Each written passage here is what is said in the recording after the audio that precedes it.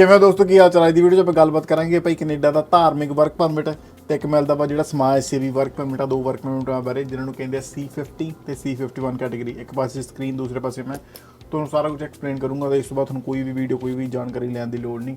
ਆ ਕੀ ਚੀਜ਼ ਹੈ, ਇਹਨਾਂ ਨੂੰ ਪ੍ਰਮੋਟ ਐਂ ਕੀਤਾ ਜਾ ਰਿਹਾ ਕਿ ਹਾਂਜੀ 3-3 ਸਾਲ ਦੀ ਐਕਸਟੈਂਸ਼ਨ ਮਿਲ ਜੂਗੀ, ਬਟ ਪ੍ਰੋਸੈਸ ਥੋੜ੍ਹਾ ਡਿਫਰੈਂਟ ਹੈ।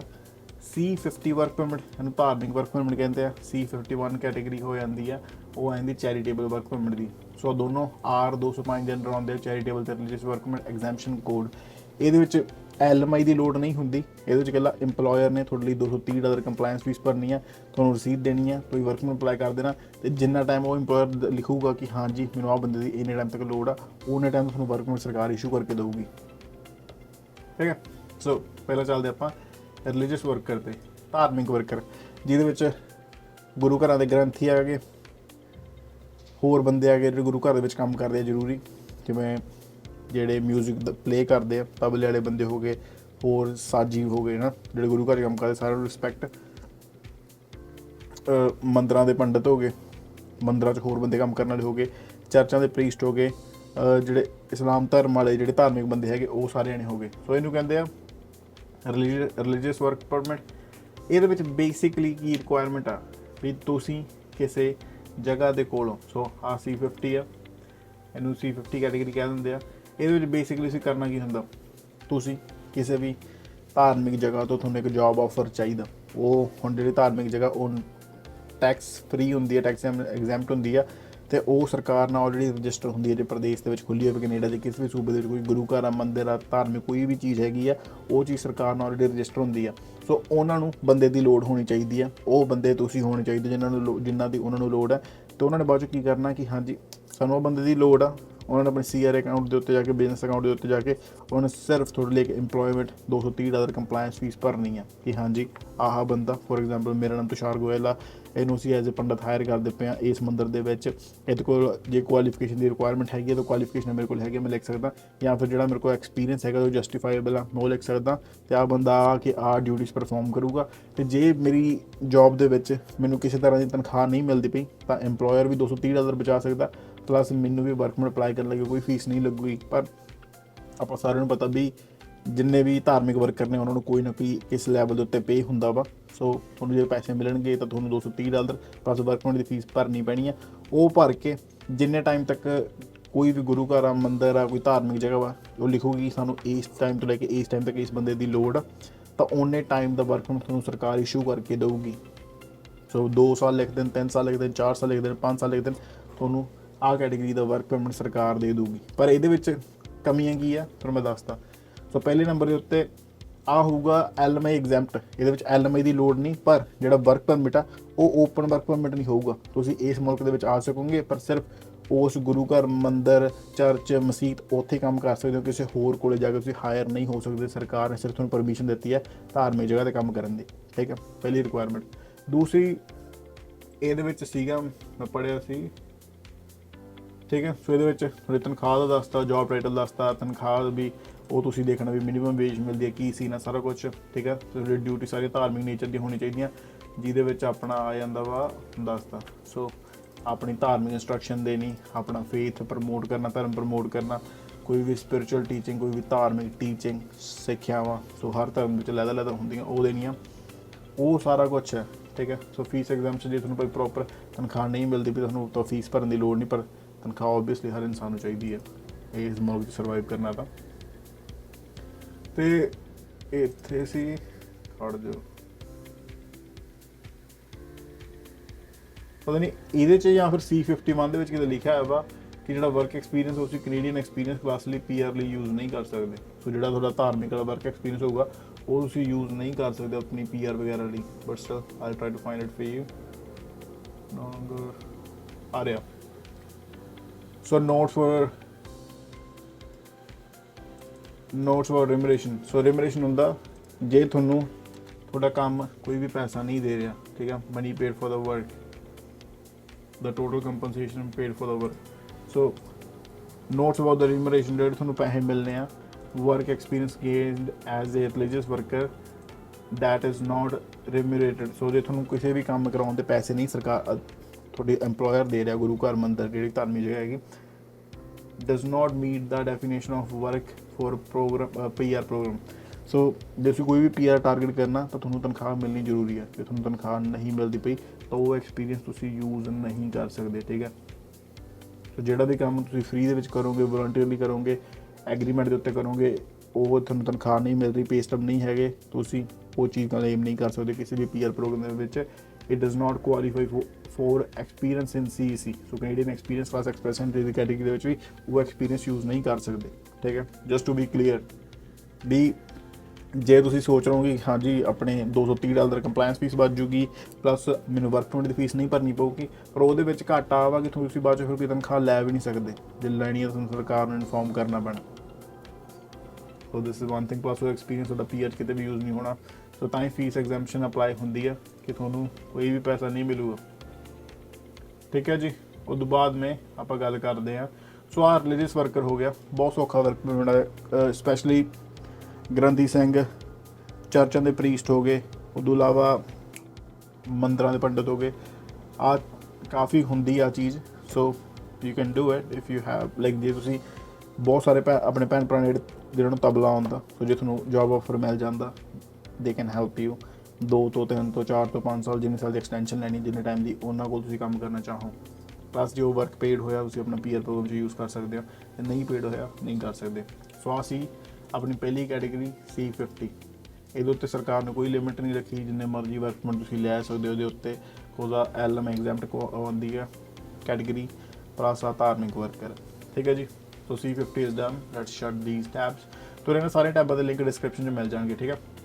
ਸੋ ਨੈਕਸਟ ਆਪਾਂ ਗੱਲ ਕਰਾਂਗੇ C51 ਚੈਰੀਟੇਬਲ ਵਰਕਰ, ਸਮਾਜ ਸੇਵੀ, ਕਵਾਤਰਾ ਸਾਹਿਬ ਚੈਰੀਟੇਬਲ ਵਰਕਰ, ਠੀਕ ਹੈ। ਯਾਰ ਸਮਾਜ ਸੇਵੀ ਦੇ ਨਾਮ ਤੋਂ ਮੇਰੇ ਦਿਮਾਗ 'ਚ ਅਨਮੋਲ ਹੀ ਆਉਂਦਾ। ਸੋ ਚੈਰੀਟੇਬਲ ਵਰਕਰ ਦਾ ਪਰਮਿਟ ਦਾ ਕੀ ਹਿਸਾਬ ਆ ਹੁਣ? ਇਹਦੇ ਵਿੱਚ ਕੀ ਆ ਵੀ ਤੁਸੀਂ ਕਿਸੇ ਨੋਨ ਪ੍ਰੋਫਿਟ ਆਰਗੇਨਾਈਜੇਸ਼ਨ ਦੇ ਕੋਲੋਂ ਜੇ ਤੁਹਾਨੂੰ ਜੋਬ ਆਫਰ ਮਿਲ ਜਾਂਦਾ, ਉਹਨਾਂ ਨੂੰ ਬੰਦੇ ਦੀ ਲੋੜ ਆ, ਤੁਸੀਂ ਕੰਮ ਕਰੋਗੇ ਤਾਂ ਤੁਹਾਡਾ ਕੰਮ ਚੈਰੀਟੇਬਲ ਹੈਗਾ, ਸਮਾਜ ਸੇਵਾ ਹੈਗਾ। ਜਿਹੜੀ ਚੀਜ਼ ਇਹਨਾਂ ਨੇ ਲਿਖੀ ਹੋਈ ਅੱਗੇ ਕਿ work in Canada will be charitable nature. So charitable nature ਇਹਨਾਂ ਨੇ ਦੱਸਿਆ ਆਪਾਂ ਨੂੰ purpose relief of poverty, advancement of education, advancement of religion ਤੇ certain other purposes that benefit the community. So example ਵੀ ਇਹਨਾਂ ਨੇ ਦਿੱਤੀ, ਜਿਵੇਂ ਕੁੱਕ ਹੋਮਲੈਸ ਸ਼ੈਲਟਰ ਦੇ ਵਿੱਚ ਵੀ ਹਾਂ ਉਹ ਬੰਦਾ ਕੁੱਕ ਕਰ ਰਿਹਾ ਤਾਂ ਕਿ ਜਿਹੜੇ ਹੋਮਲੈਸ ਬੰਦੇ ਨੇ ਉਹਨਾਂ ਨੂੰ ਖਵਾਇਆ ਜਾ ਸਕੇ। ਉਹਦੇ ਬਾਅਦ 'ਚ ਫਿਰ prenatal instruction for low income family who can't afford it, ਉਹਨਾਂ ਨੇ ਇੰਸਟਰਕਸ਼ਨ, ਠੀਕ ਹੈ। ਉਹਦੇ ਬਾਅਦ 'ਚ 24/7 residential care in a group home setting where people development disability. So ਜੇ ਕਿਸੇ ਕੋਈ ਵੀ ਲੂਲੇ ਲੰਗੜੇ ਲੋਕ ਨੇ ਉਹਨਾਂ ਦੀ ਡਿਸੇਬਿਲਿਟੀ ਤੁਸੀਂ ਹੈਲਪ ਕਰੋ। ਅਤੇ ਉਸ ਤੋਂ ਇਲਾਵਾ ਮੈਂ ਐਗਜ਼ਾਮਪਲ ਲਿਖਿਆ ਸੋਸ਼ਲ ਸਪੋਰਟ ਵਰਕਰ, ਜੇ ਤੁਸੀਂ ਨੋਨ ਪ੍ਰੋਫਿਟ ਆਰਗੇਨਾਈਜੇਸ਼ਨ ਦੇ ਵਿੱਚ ਕੰਮ ਕਰਦੇ ਪਏ ਹੋ ਤਾਂ ਤੁਹਾਡੀ ਸਪੋਰਟ ਕਰਨਗੇ, ਉਹ ਰੈਗੂਲਰ ਜੋਬ ਨਹੀਂ ਜਿੱਥੇ ਮੈਂ ਕਰਦਾ ਪਿਆ ਉਹ ਨਹੀਂ ਹੈਲਪ ਕਰ ਸਕਣਗੇ ਮੇਰੀ, ਠੀਕ ਆ। ਕਮਿਊਨਿਟੀ ਸਪੋਰਟ ਵਰਕਰ, ਇੰਸਟਰਕਟਰ ਤੁਹਾਨੂੰ ਦੱਸਤਾ ਵੀ ਹਾਂ ਜਿਹੜੇ ਡਿਸੇਬਿਲਿਟੀ ਵਾਲੇ ਬੰਦੇ ਆ। ਫਿਰ ECA early child educator assistant, ਫਿਰ ਕੁੱਕ ਫॉर ਹੋਮਲੈਸ ਸ਼ੈਲਟਰ, ਆਹ ਸਾਰੇ ਜਾਣੇ ਕੁਆਲੀਫਾਈ ਕਰਦੇ ਆ। ਅਤੇ ਗੌਰਮੈਂਟ ਨੇ ਆਪਣੇ ਲਈ ਇੱਥੇ ਦਿੱਤਾ ਹੋਇਆ ਪੂਰਾ ਪੇਜ ਚੈਰੀਟੇਬਲ ਪਰਪਸਿਸ ਦਾ। ਆ ਹੀ ਗੌਰਮੈਂਟ ਆਫ ਕੈਨੇਡਾ ਦਾ ਪੇਜ ਆ ਜਿਹਦੇ ਵਿੱਚ ਰਿਲੀਫ ਆਫ ਪੋਵਰਟੀ ਆਪਾਂ ਖੋਲਾਂਗੇ, ਇਹਦੇ ਵਿੱਚ ਆਪਣਾ ਐਗਜ਼ਾਮਪਲਾਂ ਦਿੱਤੀਆਂ ਹੋਈਆਂ।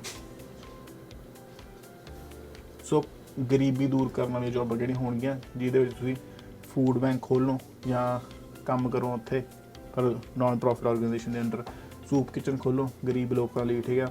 ਉਸ ਤੋਂ ਬਾਅਦ 'ਚੋਂ ਤੁਸੀਂ ਬੇਸਿਕ ਨੀਡ ਲਾਈਫ ਦੀਆਂ ਡੇਲੀ ਪ੍ਰੋਵਾਈਡ ਕਰੋ, ਜਿਵੇਂ ਕਲੀਨ ਫੂਡ, ਕਲੀਨ ਵਾਟਰ, ਪਰ ਕਿਸੇ ਨੋਨ ਪ੍ਰੋਫਿਟ ਆਰਗੇਨਾਈਜੇਸ਼ਨ ਦੇ ਅੰਡਰ। ਤੁਸੀਂ ਖੁਦ ਨਹੀਂ ਕੋਈ ਸਮਾਜ ਸੇਵੀ ਬਣ ਕੇ ਸ਼ੁਰੂ ਕਰ ਸਕਦੇ। ਜੇ ਕਰਨਾ ਵੀ ਆ ਤਾਂ ਤੁਹਾਨੂੰ ਪਹਿਲਾਂ ਆਪਦੇ ਆਪ ਨੂੰ ਰਜਿਸਟਰ ਕਰਨਾ ਪੈਣਾ। ਇਹਦੇ ਵਿੱਚ ਰਜਿਸਟ੍ਰੇਸ਼ਨ ਨੂੰ ਲੈ ਕੇ 2 ਚੀਜ਼ਾਂ ਨੇ। ਸੋ ਬੇਸਿਕਲੀ ਪਹਿਲਾਂ ਮੈਂ ਤੁਹਾਨੂੰ ਐਗਜ਼ਾਮਪਲ ਦੱਸਦਾ। ਸੋ ਚੈਰੀਟੇਬਲ ਪਰਪਸ ਲਈ ਰਿਲੀਫ ਆਫ ਪੋਵਰਟੀ ਆ ਗਿਆ, ਫਿਰ ਐਡਵਾਂਸਮੈਂਟ ਆਫ ਐਜੂਕੇਸ਼ਨ ਆ ਗਿਆ, ਜਿਹਦੇ ਵਿੱਚ to advance education by establishing and operating a public primary school. So ਕੋਈ ਵੀ non profit primary school, primary, secondary, post secondary school ਦੇ ਵਿੱਚ ਪੜ੍ਹਾ ਸਕਦੇ ਹਾਂ।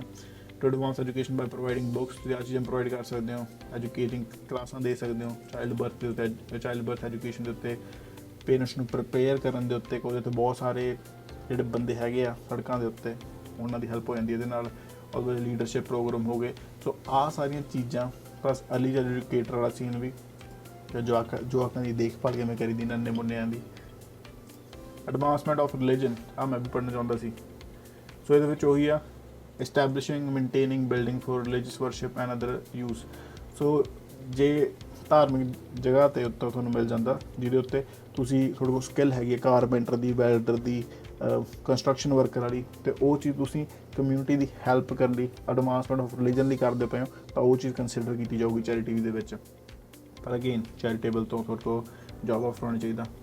Organising and providing religious instruction, religious ਇੰਸਟਰਕਸ਼ਨਾਂ ਦੇਣੀਆਂ। Carry out pastoral and missionary work, so ਇਹਦੇ ਵਿੱਚ ਉਹ ਹੋ ਜਾਂਦਾ ਪੈਸਟਰਲ ਅਤੇ ਮਿਸ਼ਨਰੀ ਕਿ ਹਾਂ ਤੁਸੀਂ ਧਰਮ ਦੇ ਵਿੱਚ ਬੰਦੇ ਹੋਰ ਜੋੜਨੇ, WFC ਵਾਲਾ ਕੰਮ ਨਹੀਂ। ਮੈਨੂੰ ਆਹ ਚੀਜ਼ ਨੂੰ ਲੈ ਕੇ ਨਾ ਲੱਗਦਾ ਵੀ ਜਿਹੜੇ ਉਹ ਈਸਾਈ ਧਰਮ ਦੇ ਵਿੱਚ ਬਹੁਤ ਚੀਜ਼ਾਂ ਹੁੰਦੀਆਂ ਕਿ ਹਾਂਜੀ ਉਹਨਾਂ ਨੂੰ ਮਿਸ਼ਨਰੀ ਕਹਿੰਦੇ ਆ, ਜਿਹੜੇ ਦੂਜਿਆਂ ਨੂੰ ਕਹਿੰਦੇ ਕਿ ਹਾਂਜੀ ਤੁਸੀਂ ਸਾਡੇ ਧਰਮ ਦੇ ਵਿੱਚ ਜੁੜੋ, ਚਰਚ ਦੇ ਵਿੱਚ ਆਓ। ਵੀ ਜੇ ਤੁਸੀਂ ਵਰਕ ਨੂੰ ਦੇਣ ਲੱਗੇ ਤੁਹਾਡਾ ਬਹੁਤ ਫਾਇਦਾ ਹੋ ਜਾਏ। ਨਾਟ ਸੇਇੰਗ ਕਿ ਤੁਸੀਂ ਕਰੋ, but I'm just saying. Okay, example ਦਿੱਤੇ ਇਹਨਾਂ ਨੇ। To advance purpose by teaching religious tenets doctrines observe associated with the specific religious, ਧਾਰਮਿਕ ਬੰਦੇ ਨੂੰ ਟੀਚਿੰਗਾਂ ਦੇਣੀਆਂ। ਸੋ ਤੁਸੀਂ ਪ੍ਰੀਚਰ ਬਣ ਸਕਦੇ ਹੋ, ਪ੍ਰੀਚ ਕਰਨਾ, ਪ੍ਰੀਚਿੰਗ ਆਫ ਟੀਚਿੰਗ ਰਿਲੀਜੀਅਸ ਇਹ ਉਹ। ਹਾਊਸ ਆਫ ਵਰਸ਼ਿਪ, ਬਸ ਇੱਥੇ ਧਾਰਮਿਕ ਵਾਲਾ ਸੀਨ ਆ ਗਿਆ ਸਾਰਾ।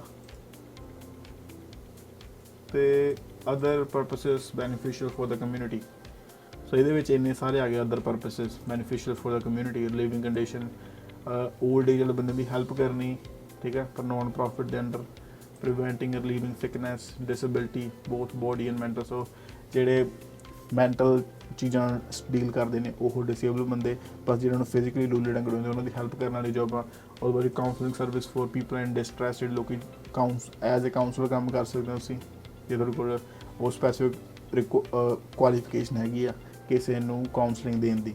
ਮੇਰੇ ਵਰਗੇ ਨੂੰ ਖੁਦ ਨੂੰ ਲੋੜ ਹੁੰਦੀ ਹੈ, so can't be that. Operating a animal shelter, that's a good one. Operating a volunteer fire department, that's a good one. ਕੁਝ ਆਹ ਛੋਟੇ ਛੋਟੇ ਪਿੰਡਾਂ ਸ਼ਹਿਰਾਂ ਦੇ ਵਿੱਚ ਬਹੁਤ ਹੁੰਦੇ ਜਿਹੜੇ ਲੋਕਾਂ ਨੇ ਆਪ ਖੋਲ੍ਹੇ ਹੁੰਦੇ ਆ animal shelter, volunteer fire department. ਤੁਸੀਂ ਉਹਨਾਂ ਨੂੰ ਟਾਰਗੇਟ ਕਰ ਸਕਦੇ ਹੋ। ਵੱਡੇ ਸ਼ਹਿਰਾਂ 'ਚ ਤੁਹਾਨੂੰ ਘੱਟ ਦੇਖਣਗੇ, ਛੋਟੇ ਪਿੰਡਾਂ ਸ਼ਹਿਰਾਂ ਦੇ ਵਿੱਚ ਜ਼ਿਆਦਾ ਹੋਣਗੇ ਹਨ। ਸੋ ਇਹਦੇ ਵਿੱਚ ਪ੍ਰੋਪਰਲੀ ਜਾ ਕੇ ਦੇਖ ਸਕਦੇ ਹੋ, ਤੁਹਾਨੂੰ ਸਾਰੇ ਲਿੰਕ ਦੇ ਦੂੰਗਾ। ਹੁਣ ਆਪਾਂ ਗੱਲ ਕਰੀਏ, ਹੁਣ ਤੁਹਾਨੂੰ ਦੱਸਤਾ ਵੀ ਕਿਸ ਤਰ੍ਹਾਂ ਦੇ ਜੋਬ ਨੇ, ਕਿਸ ਤਰ੍ਹਾਂ ਦੇ ਪਰਪਸ ਨੇ, ਠੀਕ ਹੈ। ਹੁਣ ਇਹਨੂੰ ਲੈ ਕੇ ਥੋੜ੍ਹਾ ਰਜਿਸਟ੍ਰੇਸ਼ਨ ਦਾ ਸੀਨ ਆ। ਸੋ ਆਹ ਤੁਹਾਨੂੰ ਮਿਲੂਗਾ LMI ਐਗਜ਼ੈਂਪਟ ਵਰਕ ਪਰਮਿਟ। ਜਿੰਨੇ ਟਾਈਮ ਤੋਂ ਬੰਦੇ ਨੇ ਲਿਖਤਾ ਕਿ ਹਾਂਜੀ ਸਾਨੂੰ ਇੰਨੇ ਟਾਈਮ 'ਤੇ ਬੰਦੇ ਦੀ ਲੋੜ ਆ, ਉਹਨੇ ਟਾਈਮ ਤੁਹਾਨੂੰ ਵਰਕ ਪਰਮਿਟ ਮਿਲੂਗਾ। ਬਟ ਦੇयर ਇਜ਼ ਅ ਥਿੰਗ, ਤੁਹਾਡੀ ਆਰਗੇਨਾਈਜੇਸ਼ਨ ਆ ਔਰ ਰਜਿਸਟਰਡ ਹੋ ਵੀ ਸਕਦੀ ਹੈ, ਨਹੀਂ ਵੀ ਹੋ ਸਕਦੀ। ਤੁਹਾਨੂੰ ਦੋਨੋਂ ਚੀਜ਼ਾਂ ਦੱਸਦਾ। ਇਹ working Canada, paragraph definition here, volunteer here, ਹਾਂ ਆ ਰਿਹਾ।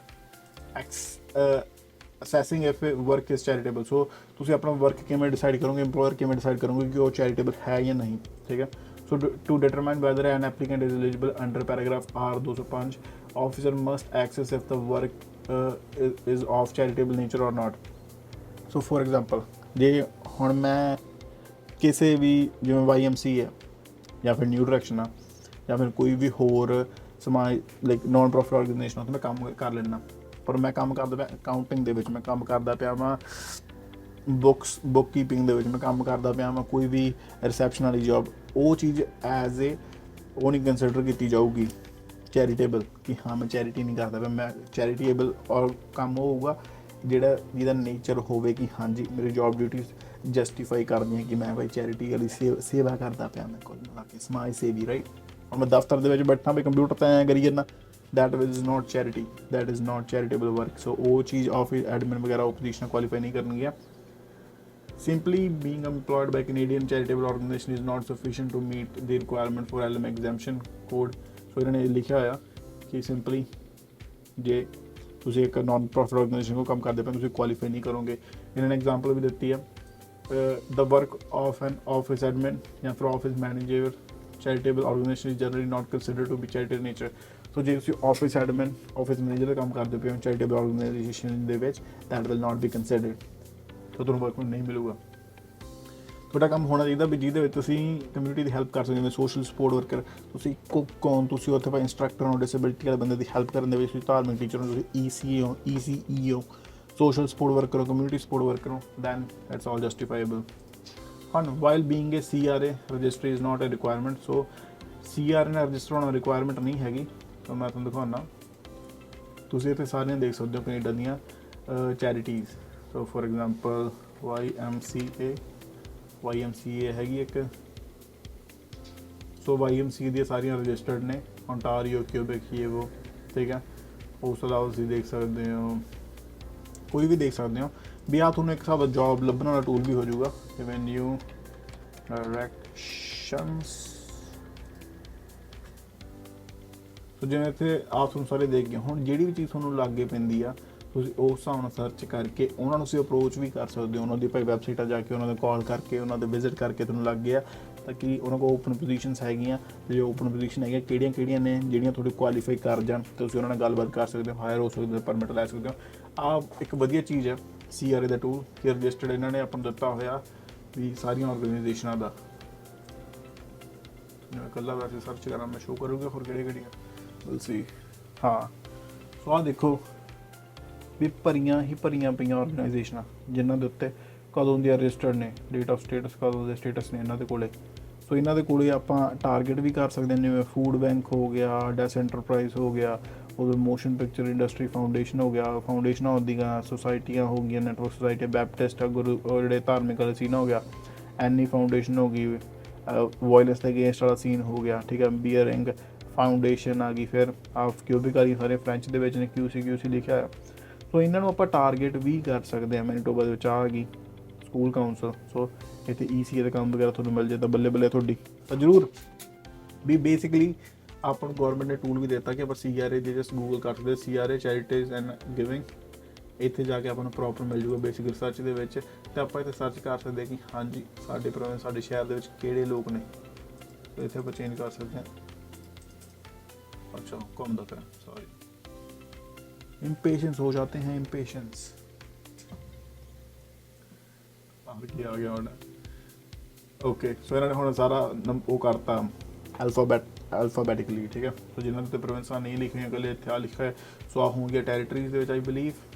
ਉਹਦੇ ਬਾਅਦ ਐਲਬਰਟਾ ਦੇ ਵਿੱਚ ਕਿੰਨੀਆਂ ਵਾ, Alberta, Calgary, Lethbridge, Edmonton, Red Deer. ਉਸ ਤੋਂ ਬਾਅਦ ਨੀਚੇ ਜਾ ਕੇ ਜਿੰਨੇ ਤੁਸੀਂ ਜਾਈ ਚੱਲੋਗੇ ਤੁਹਾਨੂੰ ਸ਼ਹਿਰ ਦਿਖੀ ਜਾਣਗੇ, ਆਰਗੇਨਾਈਜੇਸ਼ਨ ਦਿਖੀ ਜਾਣਗੀਆਂ। ਇਹਨਾਂ ਨੂੰ ਅਸੀਂ ਅਪਰੋਚ ਕਰ ਸਕਦੇ ਹਾਂ। ਸੋ ਜੇ ਅਪਰੋਚ ਕਰੋਗੇ ਤੁਸੀਂ ਹਾਇਰ ਹੋ ਜਾਂਦੇ ਹੋ, ਦੈਟ ਕੈਨ ਹੈਲਪ ਯੂ।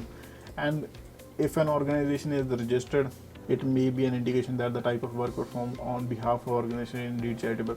तो ਜੇ ਤੁਹਾਡੀ ਆਰਗੇਨਾਈਜੇਸ਼ਨ ਰਜਿਸਟਰਡ ਨਹੀਂ ਹੈਗੀ ਤੇ ਫਿਰ ਆਫਿਸਰ ਡਿਸਾਈਡ ਕਰੂਗਾ ਕਿ ਹਾਂਜੀ ਤੁਹਾਡਾ ਵਰਕ ਚੈਰੀਟੇਬਲ ਨੇਚਰ ਦਾ ਹੈ ਜਾਂ ਨਹੀਂ। ਪਰ ਜੇ ਰਜਿਸਟਰਡ ਹੈਗੀ ਆ ਤਾਂ ਆਫਿਸਰ ਲਈ ਉਹਨਾਂ ਈਜ਼ੀ ਹੋ ਜਾਂਦਾ ਕਿ ਹਾਂਜੀ ਆਹ ਆਰਗੇਨਾਈਜੇਸ਼ਨ ਆਹੀ ਕੁਝ ਚੀਜ਼ਾਂ ਪ੍ਰੋਵਾਈਡ ਕਰਦੀ ਹੈ ਤੇ ਤੁਹਾਨੂੰ ਜਿਹੜੀ ਜੌਬ ਆਫਰ ਕਰਦੇ ਪਏ ਉਹ ਜਸਟੀਫਾਈਏਬਲ, ਠੀਕ ਹੈ।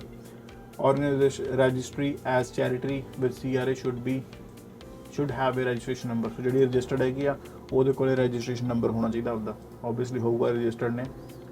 ਜਿਹੜੇ ਰਜਿਸਟਰ ਨਹੀਂ ਨੇ as a charity with CRA, officer will need to determine if the organization falls within the CRA definition of charitable organization। ਸੋ ਜੋ ਕੋਈ ਵੀ ਆਰਗੇਨਾਈਜੇਸ਼ਨ ਤੁਹਾਨੂੰ ਜੌਬ ਆਫਰ ਦੇ ਰਹੀ ਹੈ ਪਰ ਰਜਿਸਟਰਡ ਨਹੀਂ ਹੈਗੀ ਤਾਂ ਆਫਿਸਰ ਡਿਸਾਈਡ ਕਰੂਗਾ ਕਿ ਉਹ ਚੈਰਿਟੀ ਜਿਹੜੀ ਹੈਗੀ ਆਰਗੇਨਾਈਜੇਸ਼ਨ ਹੈਗੀ ਉਹ ਚੈਰੀਟੇਬਲ ਹੈ ਜਾਂ ਨਹੀਂ ਹੈ, ਉਹ ਸਮਾਜ ਸੇਵੀ ਹੈ ਜਾਂ ਨਹੀਂ ਹੈ, ਤਾਂ ਆਫਿਸਰ ਡਿਸਾਈਡ ਕਰੂਗਾ। ਜਿਹੜੀਆਂ ਰਜਿਸਟਰ ਨੇ ਉਹ ਸੌਖੀਆਂ। ਸੋ ਬੇਸਿਕਲੀ ਇਹਦੇ ਵਿੱਚ ਵੀ ਤੁਹਾਨੂੰ ਮੈਂ ਡੈਫੀਨੇਸ਼ਨ ਦੱਸਤੀ, ਤੁਹਾਨੂੰ ਮੈਂ ਦੱਸਤਾ ਕਿ ਤੁਸੀਂ ਟਾਰਗੇਟ ਕਿੰਨੇ ਕਰ ਸਕਦੇ ਇੰਪਲੋਇਰਸ ਨੂੰ। ਹੁਣ ਇਹਦੇ ਵਿੱਚ ਤੁਹਾਡਾ ਜ਼ੋਰ ਆ, ਜਿੰਨਾ ਤੁਸੀਂ ਵੱਧ ਇਹਦੇ 'ਤੇ ਜ਼ੋਰ ਮਾਰੋਗੇ, ਇੰਪਲੋਇਰਸ ਨੂੰ ਟਾਰਗੇਟ ਕਰੋਗੇ ਤਾਂ ਤੁਸੀਂ ਆਪਣਾ ਵਰਕ ਪਰਮਿਟ ਇਹਨਾਂ ਦੇ ਨਾਲ ਐਕਸਟੈਂਡ ਕਰ ਸਕਦੇ ਹੋ। ਫੋਰ ਐਗਜ਼ਾਮਪਲ ਕਿਸੇ ਕੋਲ ਸੋਸ਼ਲ ਸਪੋਰਟ ਵਰਕਰ ਦਾ, ECA ਦਾ, ਕੁੱਕ ਦਾ, ਪਲੰਬਰ, ਵੈਲਡਰ, ਕਿਸੇ ਵੀ ਤਰ੍ਹਾਂ ਦਾ ਤੁਹਾਡੇ ਕੋਲ ਐਕਸਪੀਰੀਅੰਸ ਹੈਗੇ, ਤੁਸੀਂ ਸਾਈਕੋਲੋਜੀ ਦੀ ਡਿਗਰੀ ਕੀਤੀ ਪਰ ਬੜੇ ਮੁੱਕਣ ਵਾਲਾ ਕੁਛ ਨਹੀਂ ਬਣਿਆ ਪਿਆ, ਤਾਂ you can B A councillor ਇਨ ਦੇ। ਜਸਟ ਖੁਦ ਲਈ ਜ਼ੋਰ ਮਾਰਨਾ ਪੈਣਾ। $230 ਇੰਪਲੋਇਰ ਨੇ ਕੰਪਲਾਇੰਸ ਫੀਸ ਭਰਨੀ ਆ, ਉਦੋਂ ਬਾਅਦ ਚੋਂ ਲਾਈਕ ਤੁਹਾਨੂੰ ਓਬਵੀਅਸਲੀ ਕੰਪਨਸੇਟ ਤਾਂ ਬੰਦਾ ਕਰੂਗਾ, ਤੁਹਾਨੂੰ ਜੋਬ ਮਿਲਣਗੀਆਂ, ਤੁਹਾਨੂੰ ਕੰਮ ਮਿਲੂਗਾ, ਤੁਹਾਨੂੰ ਪੇ ਚੈੱਕ ਵੀ ਮਿਲਣਗੇ, ਪਲੱਸ ਤੁਹਾਡਾ ਵਰਕ ਪਰਮਿਟ 3, 4, 5 ਸਾਲ ਜਿੰਨੇ ਸਾਲ ਦਾ ਮਰਜ਼ੀ ਐਕਸਟੈਂਡ ਕਰਵਾ ਸਕਦੇ ਹੋ। ਸੋ ਆਹ ਸੀਗਾ ਸਾਰਾ ਸੀਨ C50 ਤੇ C51 ਵਰਕ ਪਰਮਿਟ ਦਾ, ਜਿਹਨੂੰ ਆਪਾਂ ਧਾਰਮਿਕ ਤੇ ਸਮਾਜ ਸੇਵੀ ਵਰਕ ਪਰਮਿਟ ਕਹਿੰਦੇ ਨੇ ਕੈਨੇਡਾ ਦੇ। ਵਧੀਆ ਨੇ ਜਿਹੜੇ ਲੋਕੀ ਕੁਆਲੀਫਾਈ ਕਰਦੇ ਨੇ ਭਾਈ, ਥੋੜ੍ਹੇ ਸਾਲਾਂ ਲਈ ਬਹੁਤ ਵਧੀਆ ਨੇ, ਆਪਾਂ ਕਿਸੇ ਨੂੰ ਜੱਜ ਨਹੀਂ ਕਰਦੇ। ਆਲ ਆਮ ਸੇਇੰਗ ਇਜ਼ ਕਿ ਤੁਹਾਨੂੰ ਕਲੈਰਿਟੀ ਹੋਵੇ ਕਿਹੜੀ ਚੀਜ਼ ਕਿਵੇਂ ਕੁਆਲੀਫਾਈ ਕਿਵੇਂ ਕਰਨਾ। ਤੇ ਇਹਦੇ ਵਿੱਚ ਅਗੇਨ ਜੇ ਤੁਹਾਡਾ ਕੰਮ ਅਨਪੇਡ ਹੋਇਆ ਤਾਂ ਉਹ ਐਕਸਪੀਰੀਅੰਸ ਕਿਤੇ ਨਹੀਂ ਯੂਜ਼ ਕਰ ਸਕਦੇ। ਕੰਮ ਤੁਹਾਡਾ ਪੇਡ ਹੋਇਆ ਤੁਸੀਂ ਐਕਸਪੀਰੀਅੰਸ ਯੂਜ਼ ਕਰ ਸਕਦੇ ਹੋ PR ਲਈ, PR ਦੇ ਪ੍ਰੋਗਰਾਮ ਟਾਰਗੇਟ ਕਰ ਸਕਦੇ ਹੋ, as well as a work permit extendable ਹੁੰਦੇ। ਸੋ ਜੇ ਮੰਨ ਲਓ ਤੁਹਾਨੂੰ ਪਹਿਲਾਂ ਸਾਲ ਦਾ ਮਿਲਦਾ ਤੇ ਉਦੋਂ ਬਾਅਦ 'ਚ ਤੁਹਾਡਾ ਜੋਬ ਆਫਰ ਉਸ ਇੰਪਲੋਇਰ ਨਾਲ ਗੱਲਬਾਤ ਵਧੀਆ ਹੋ ਜਾਂਦੀ ਆ, ਲੰਬੇ ਟਾਈਮ ਲਈ ਐਕਸਟੈਂਡ ਕਰਵਾਉਣਾ ਚਾਹੁੰਦੇ ਹੋ, ਯੂ ਕੈਨ। ਇਹਦੇ ਵਿੱਚ ਐ ਨਹੀਂ ਹੈ ਕਿ ਸਾਲ ਬਾਅਦ ਮੁੱਕ ਰਿਹਾ ਤਾਂ ਬਾਅਦ 'ਚੋਂ ਕੋਈ ਦੂਸਰਾ ਰਾਸਤਾ ਨਹੀਂ ਹੈ। You can extend it as long as you want. ਆ ਵਰਕ ਪਰਮਿਟ ਦੇ ਹੁੰਦੇ ਸੁਣਦੇ ਤੁਸੀਂ ਕਿਸੇ ਪੀਜ਼ਾ ਸਟੋਰ ਕੋਈ ਹੋਰ ਰੈਂਡਮ ਜਗ੍ਹਾ ਕੋਲ ਜਾ ਕੇ ਕੰਮ ਨਹੀਂ ਕਰ ਸਕਦੇ, ਤੁਸੀਂ ਸਿਰਫ ਇਹਨਾਂ ਦੇ ਕੋਲ ਇਹੀ ਕੰਮ ਕਰਨਾ। ਪਲੱਸ ਇਹਨਾਂ ਆਰਗੇਨਾਈਜੇਸ਼ਨ ਨੂੰ ਸਰਕਾਰੀ ਰੁਪਈਆ ਬਹੁਤ ਡਿੱਗਦਾ। ਸੋ ਜਿਹੜੀਆਂ ਨਾਨ ਪ੍ਰੋਫਿਟ ਆਰਗੇਨਾਈਜੇਸ਼ਨ ਹੁੰਦੀਆਂ ਇਹਨਾਂ ਨੂੰ ਟੈਕਸ ਐਗਜ਼ੈਂਪਸ਼ਨਾਂ, ਸਰਕਾਰੀ ਗਰਾਂਟਾਂ, ਸਰਕਾਰੀ ਪੈਸਾ ਬਹੁਤ ਡਿੱਗਦਾ। ਤਾਂ ਇਹਨਾਂ ਦੇ ਵਿੱਚ ਜੇ ਤੁਸੀਂ ਗਰੋ ਕਰ ਜਾਓਗੇ ਵਧੀਆ ਲੈਵਲ ਦੇ ਉੱਤੇ, ਯੂ ਵਿਲ ਬੀ ਰਿਚ। ਧਾਰਮਿਕ ਨਹੀਂ ਕਹਿ ਰਿਹਾ, ਚੈਰੀਟੇਬਲ ਕਹਿ ਰਿਹਾ। That's another way of doing things here. So ਜ਼ਰੂਰ ਮੇਕ ਸ਼ੋਰ, ਜੇ ਤੁਹਾਨੂੰ ਲੱਗਦਾ ਕਿ ਤੁਹਾਡਾ ਕੁਝ ਬਣ ਸਕਦਾ, ਤੁਸੀਂ ਕੁਛ ਕੋਸ਼ਿਸ਼ ਕਰਨੀ ਚਾਹੁੰਦੇ ਹੋ, this can be a good option. ਜੇ ਤੁਸੀਂ ਇੰਡੀਆ ਤੋਂ ਬੈਠ ਕੇ ਵੀ ਜੋਬ ਆਫਰ ਲੈ ਲਓ ਤਾਂ ਇੰਡੀਆ ਤੋਂ ਬੈਠ ਕੇ ਵੀ ਤੁਹਾਨੂੰ ਇੰਪਲੋਇਰ ਬੁਲਾ ਸਕਦਾ ਇੱਥੇ। ਰਿਲੀਜੀਅਸ ਵਰਕਰ ਕਿਸੇ ਵੀ ਗੁਰੂ ਘਰ, ਮੰਦਰ, ਮਸਜਿਦ, ਚਰਚ, ਚੈਰੀਟੇਬਲ ਆਰਗੇਨਾਈਜੇਸ਼ਨ, ਕੋਈ ਵੀ, ਐਸ ਲੌਂਗ ਐਸ ਰਜਿਸਟਰ ਹੋਵੇ, ਨੋਨ ਰਜਿਸਟਰ ਹੋਵੇ, ਤੁਸੀਂ ਜਸਟੀਫਾਈ ਕਰ ਸਕਣ ਕਿ ਹਾਂਜੀ ਉਹ ਨੋਨ ਪ੍ਰੋਫਿਟ ਨੇ, ਚੈਰੀਟੇਬਲ ਆਰਗੇਨਾਈਜੇਸ਼ਨ ਨੇ, ਤੇ ਤੁਹਾਡੀ ਹੈਲਪ ਕਰ ਦੇਣਗੇ। ਤੁਸੀਂ ਉਹਨਾਂ ਦੀ ਲਾਈਕ ਉਹਨਾਂ ਨੇ ਤੁਹਾਨੂੰ ਐਂ ਦਿਖਾਉਣਾ ਵਾ ਕਿ ਪਹਿਲਾਂ ਉਹਨਾਂ ਨੇ CRA ਨੂੰ ਆਪਦੇ ਨੂੰ ਐਂ ਦਿਖਾਉਣਾ ਵਾ ਕਿ ਹਾਂਜੀ ਅਸੀਂ ਚੈਰੀਟੇਬਲ, ਅਸੀਂ ਸਮਾਜ ਸੇਵੀ ਹਾਂ। ਪਲੱਸ ਉਹਨਾਂ ਨੇ ਤੁਹਾਨੂੰ ਦਿਖਾਉਣਾ ਵਾ ਤੁਹਾਡੇ ਮੋਢੇ 'ਤੇ ਹੱਥ ਰੱਖ ਕੇ ਕਿ ਹਾਂਜੀ ਆਹ ਬੰਦਾ ਜੇ ਸਾਡੇ ਨਾਲ ਜੁੜਦਾ ਵਾ ਤਾਂ ਇਹਦੇ ਨਾਲ ਕਮਿਊਨਿਟੀ ਦਾ ਬਹੁਤ ਫਾਇਦਾ ਹੋਊਗਾ। That's how it works. So I hope you understand. ਕੋਈ ਕੁਐਸਚਨ ਹੈ ਕੁਛ ਵੀ ਆ ਕਮੈਂਟ ਕਰ ਦਿਓ। Thank you. ਥੋੜ੍ਹਾ ਜ਼ੁਕਾਮ ਹੋਇਆ, ਸੋ ਆਈ ਟਰਾਈ ਮਾਈ ਬੈਸਟ। ਪਰਮਾਤਮਾ ਸਾਰਿਆਂ ਨੂੰ ਚੜ੍ਹਦੀ ਕਲਾ 'ਚ ਰੱਖੇ, ਤੁਹਾਡੇ ਮਾਂ ਪਿਓ ਤੰਦਰੁਸਤ ਰਹਿਣ, ਹੱਸਦੇ ਵਸਦੇ ਰਹੋ, ਚੜ੍ਹਦੀ ਕਲਾ ਦੇ ਵਿੱਚ ਰਹੋ, ਟੈਨਸ਼ਨ ਨਹੀਂ ਲੈਣੀ ਬਸ। ਮਿਲਦੇ ਹਾਂ ਸ਼ੁਰੂ। ਡਾਇਰੀ ਬਹੁਤ ਔਖੀ ਆ, ਜਿਹੜਾ ਵੀ ਆਈਡੀਆ ਲਿਖਦਾ ਮੈਂ ਪ੍ਰੋਡਿਊਸ ਕਰ ਪਾਉਣਾ। Thank you. ਲਿਖਿਆ ਕਰੋ, ਲਿਖਣਾ ਵੀ ਜ਼ਰੂਰੀ ਹੈ। Thank you.